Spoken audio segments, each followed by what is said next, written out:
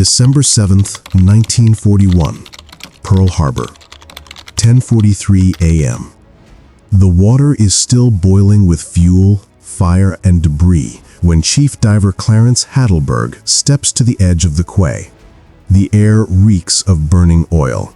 Smoke blots out the sun, and below him, silent, twisted, half-submerged, lies the USS West Virginia, her hull split, her decks warped, her crew either dead or trapped beneath hundreds of tons of waterlogged steel. Hatleberg adjusts the heavy Mark V diving helmet as sailors around him shout over the chaos, orders, cries for help, the clatter of salvage gear being rushed onto trucks. But inside the helmet's brass shell, everything becomes quiet. Just the steady thump of his heartbeat, just the faint hiss of oxygen flowing through rubber hoses. He knows what waits below the surface. Total darkness, debris fields, razor-sharp metal, and air pockets where the dying might still be pounding against bulkheads.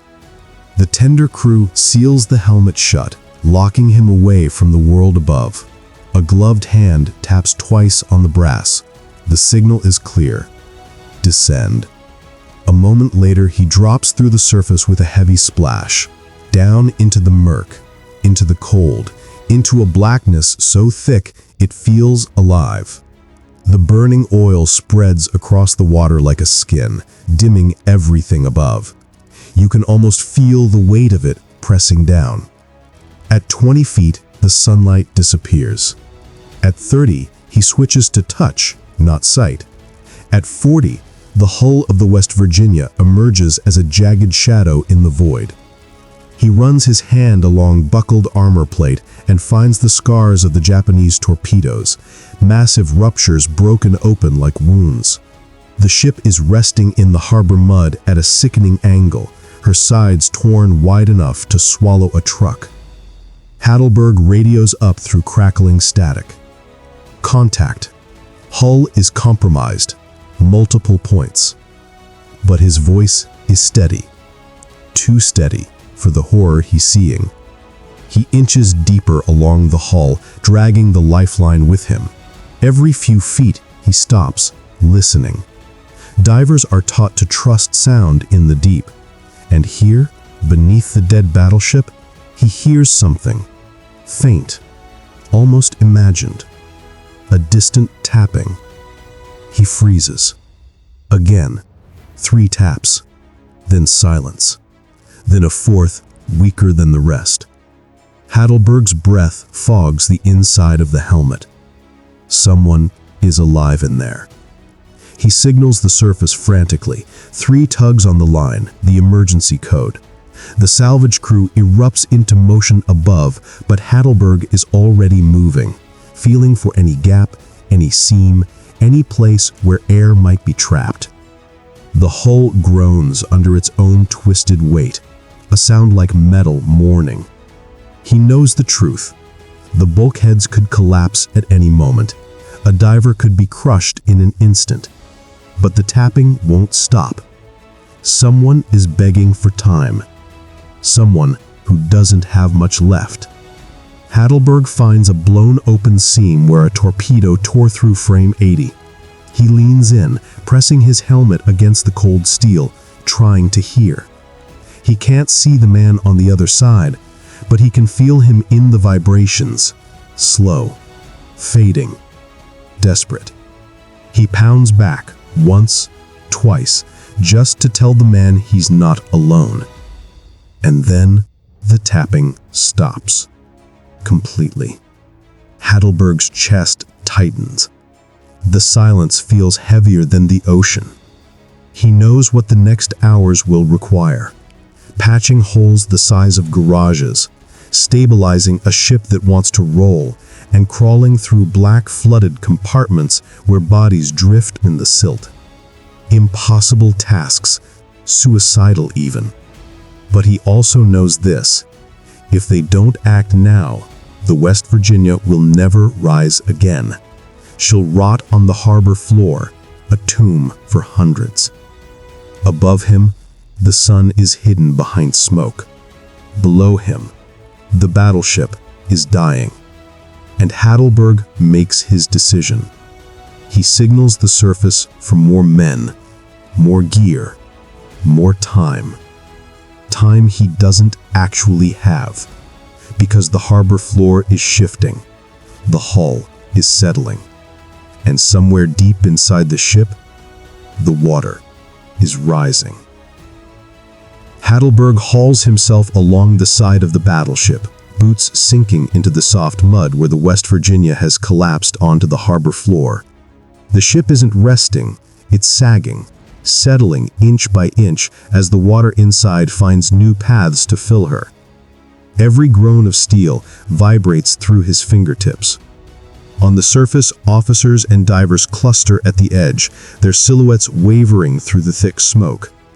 Hatleberg's voice crackles through the comms. "We're losing her.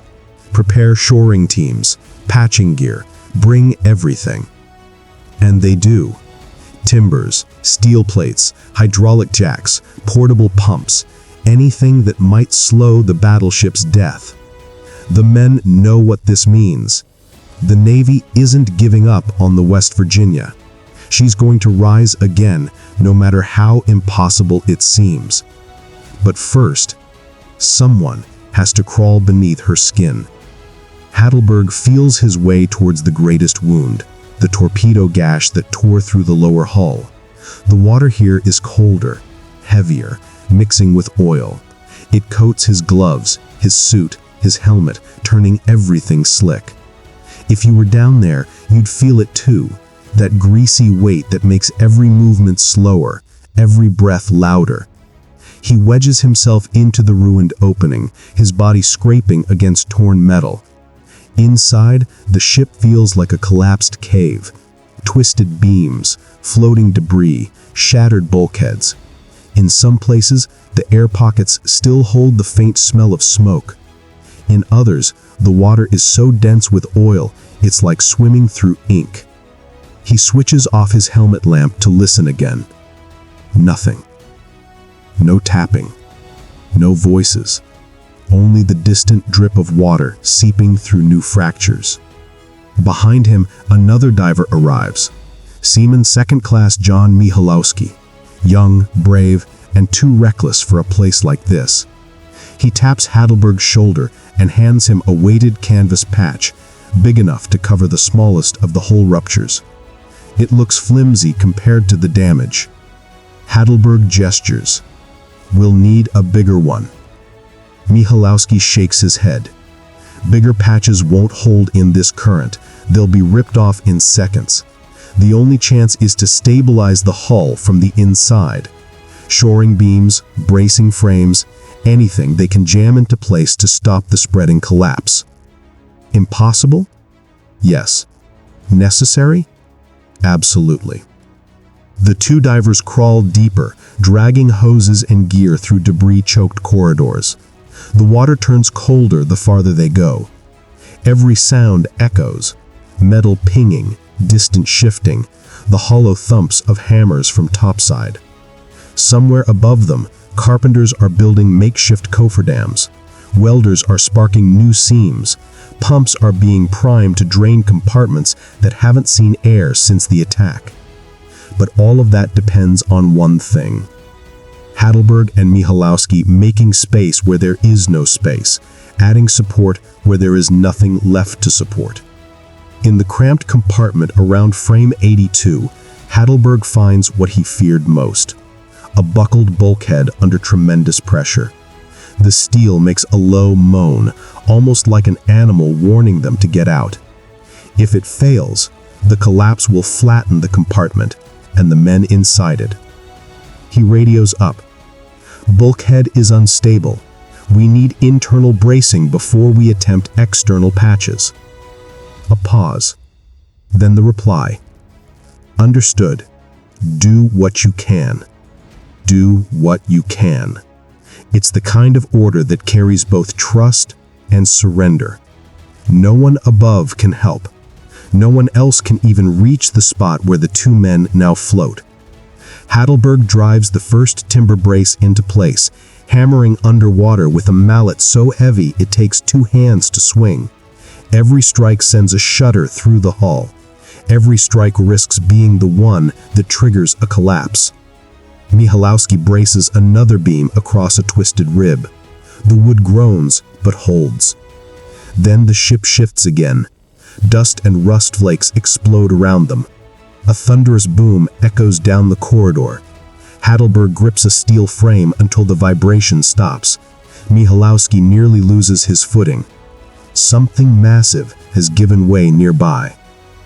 The 2 divers freeze, waiting for the world to fall on top of them. It doesn't. But the water level rises another inch. Hatleberg knows what that means. Another compartment has flooded. More pressure, less time.